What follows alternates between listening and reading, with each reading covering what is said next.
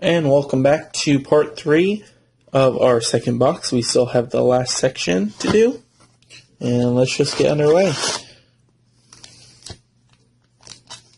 We'll go with the first pack.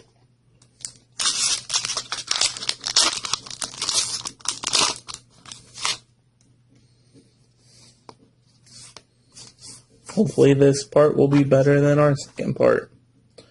As good as the first. Alright, let's start with Artisan Sorrow, Heliod's Emissary, Flamecast Wheel, and our rare is Tyrant, the Murder King. For red-black, he's a 2/2. You can pay red 1, sacrifice another creature. It deals 2 damage to target player. And black 1, sacrifice a creature. Return this card from the graveyard to your hand. This guy is hard to deal with. And I think it is a sweet card for limited. A 2-cost 2/2 is fair costed with 2 relevant abilities. I do not think this guy will see any constructed play though, sadly enough. But he has a sweet title, the Murder King, which is pretty sweet, I'm not going to lie. And our foil is Vanquish the Foul. It's a neat little foil. I love the Elspeth art with the Hydra. So yeah, very cool foil to be honest.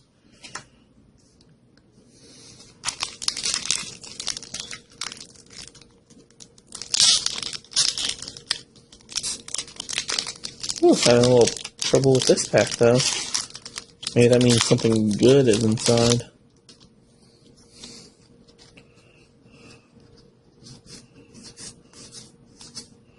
Alright, our first uncommon is Dissolve, Burnish Heart, Sealock Monster, with a Temple of Mystery as our rare. Whenever it enters the battlefield, it enters tapped, and whenever it enters the battlefield, scry 1, and it can tap for blue or green. Each one of the lands are nice, especially since the core set lands we lost, as well as the Innistrad land. So we will use these for currently. So yeah, easy $5 price tag on each one of them. Simic is actually one of my favorite color combinations too. If I have to, go without my Jund.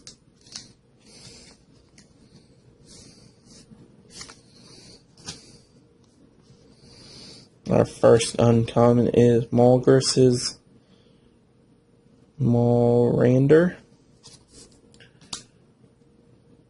Paurika's Mender, Dauntless Onslaught, and our rare is Whip of Erebos. For war, black 2, legendary enchantment artifact, creatures you control have lifelink. And for black 2, tap it, return target creature card from a graveyard onto the battlefield. It gains haste, remove it at the beginning of the next end step, and if it would leave the battlefield, exile it instead of putting it anywhere else. Activate this ability anytime you can activate a sorcery. I think this card is a sweet limited card, just because the lifelink is quite relevant, as well as bringing creatures back from the dead for a turn to have a final hit is sweet. I think it could see some constructed playability, but I'll have to see how that goes in the decks, just because it could be one of those reanimator effects that we're looking for standard now, especially bringing like the Ashen Rider guy back. Whenever he enters play, exile something, and dies, exile something. So yeah, sweet card. With a Hammer of the Perforos token.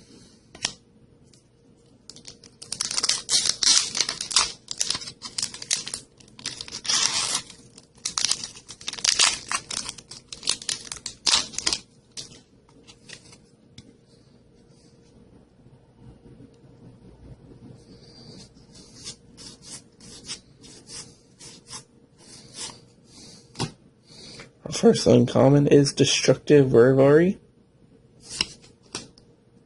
Phalanx Leader,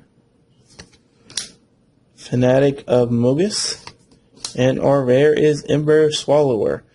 For red 2, it's a 4/5 with red 5, Monstrosities 3. And whenever it becomes Monstrosities, each player sacrifices 3 lands. This is a fine card for limited. Just being a 4-cost 4/5 is quite powerful, with the ability to become an 7/8 is quite powerful. I think it could see some constructed playability just because it is a 4-cost 4/5. The ability wouldn't be as relevant in limited, but it still would be a powerful creature to drop.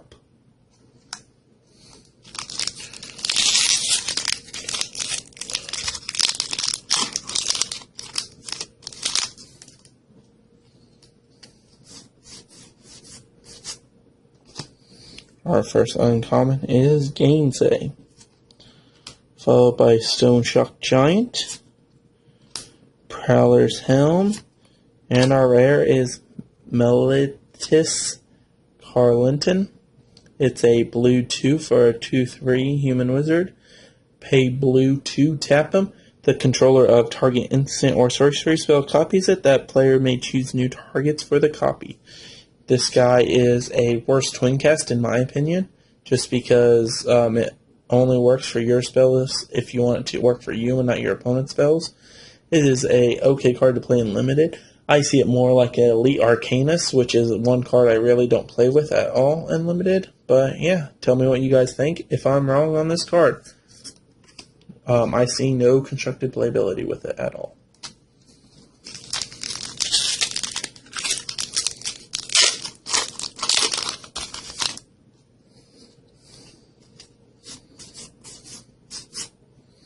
Alright, that's the kind of commons I want to see first.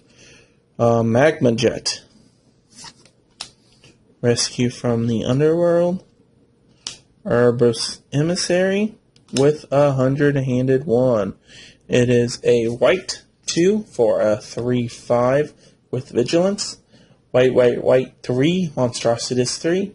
And whenever it becomes Monstrosities, it has reach. It can block an additional 99 creatures each combat. I think this is one of the most flavorful cards out of the set, just because the name also goes with how many creatures he can block once he becomes a Monstrosities. I like this card a lot. I see it being good in limited, not so much constructed. But yeah, I love the flavor of that guy.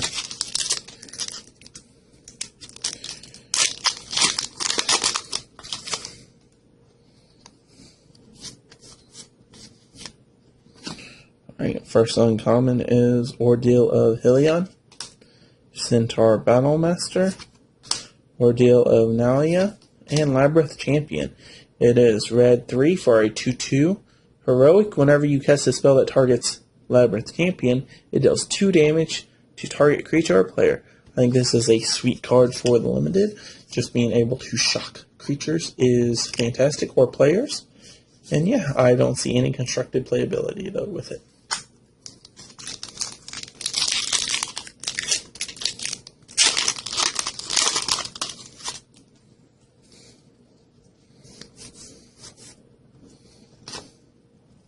Alright, first uncommon is Sea God's Revenge, followed by a Magma Jet. There's Emissary with a Soldier of the Pantheon. For white, it's a 2/1, protection from multicolor, and whenever an opponent casts a multicolor spell, you gain 1 life. I think this card has potential to see play in Modern as well as Legacy. I could see a Modern White Weenie deck picking it up, or the Soul Sister deck maybe, as a possible sideboard option. I think Legacy could be looking at it just because it has protection from a decent thing, and the gain 1 life doesn't really matter, but it's a 2/1 for 1, which is a sweet thing about it. And we have our foil, and it's Rage of Theros. Man, this is going to be like the last box where the foil rares at the very bottom of the box. Wonder if that's like that on most boxes. Alright. I'm hoping it's a sweet like foil Thoughtseize with regular Thoughtseize in the pack. Right? That'd be awesome. We have this card. Phalanx Leader. Insatiable Harpy with a Temple of Triumph. It enters the battlefield tapped. Whenever it enters, scry 1, and you can tap it for red or white.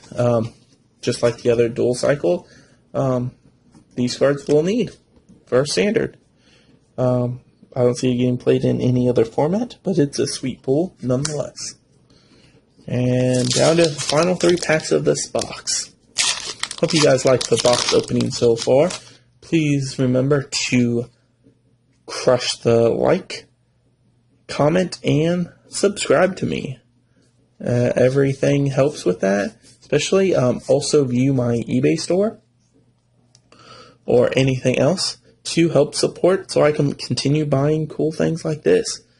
Our first uncommon is Nemesis of Mortals, Ordeal of Erebos, Sentry of the Underworld, and a Fleecemane Lion. It is green-white for a 3/3, for white-green 3, Monstrosity 1, and as long as it's Monstrosity, it has Hexproof and Indestructible.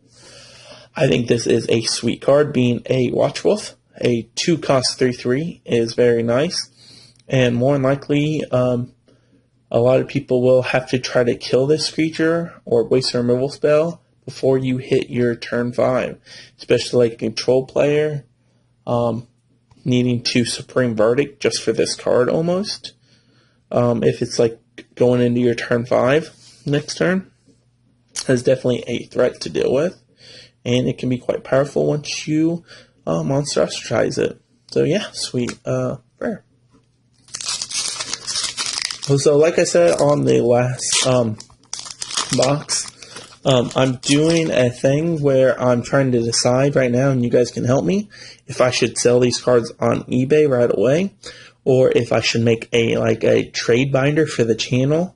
For all the cards I pull on the channel, they'll all be put into a binder, and you guys can send me messages and stuff if you guys want to trade any. But if I sell them on eBay and you guys help support by buying them, I can easily buy more boxes and do this stuff more often, more limited products to come. Alright. Our first uncommon is Keepsake Gorgon, Battlewise Hoplite, Fanatic of Mongoose, with a Celestial Archon as our rare. It is white 3 for a 4/4. With Bestow of white 5, it has First Strike and Flying. An enchanted creature gets +4/+4, Flying and First Strike. I think this is a sweet card for Limited, even though it is one of the pre-release cards. It's just very good overall. Even being just a normal creature at 5-cost 4/4 first Flying First Strike is pretty sweet. And just being able to give a creature that ability is even better. But it does come with a high price of 7 mana. And our foil rare is Sylvan Carotid. It is a green 1 for a 0/3 Defender Hexproof, and you can tap it to add 1 mana of any color to your mana pool. I think a lot of decks will be running this guy in the future, just because it does exactly what you want it to do by adding your mana. And being hexproof is very awesome. It's kind of funny because my girlfriend opened her box earlier today, and her foil rare was this guy. So pretty quite a coincidence.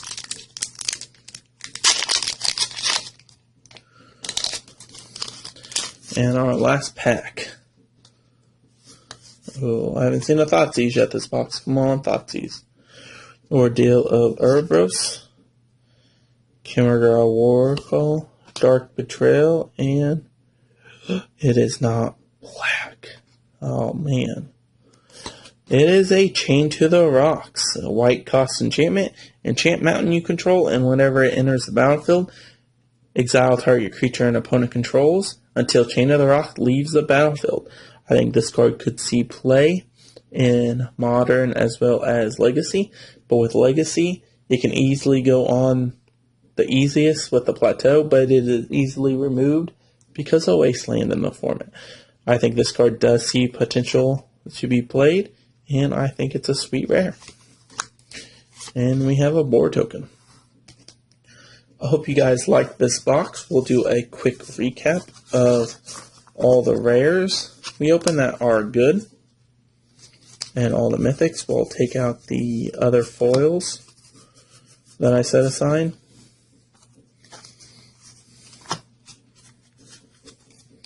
Let's see what's going on. We have 1, 2, 3, 4, 've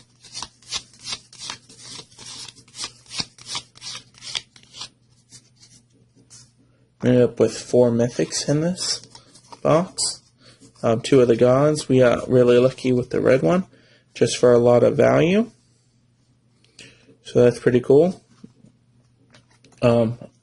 Other notable rares.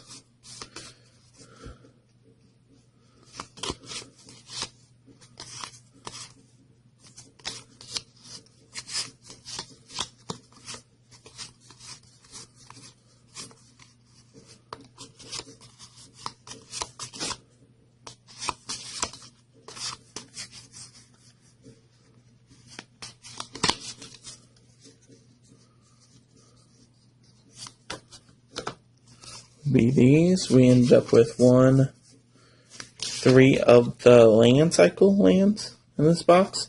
A Swan Song, Steamy Augury, Sitar, Anger of the Gods, Prophet, Hero's Downfall, a foil Sylvan, Chained to the Rock, Soldier of the Pantheon, and a Fleece Maiden Lion.